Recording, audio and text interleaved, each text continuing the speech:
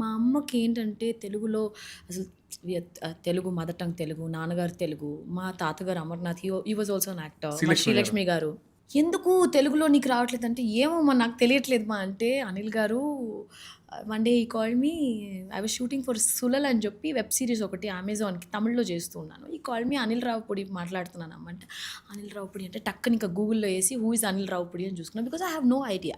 నాకు అంత చూసిన తర్వాత దెన్ లైక్ సార్ చెప్పండి సార్ అంటే, can you come for audition అని అడిగారు నన్ను. ఆడిషనా? నాకు అర్థం అవ్వలేదు ఒక్క నిమిషం.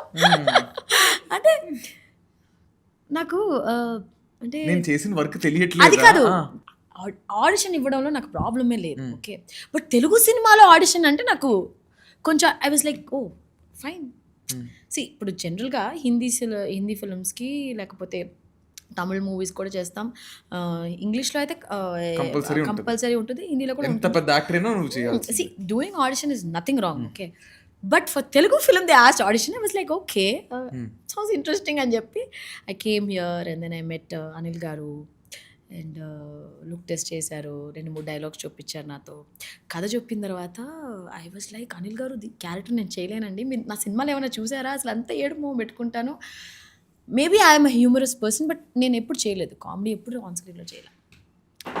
నువ్వు చేయొచ్చు, నేను పక్క నుంచి చేపిస్తా అని చెప్పి నన్ను డ్రైవ్ చేసి, so that Sankranti magic happened and I got a big break in Telugu.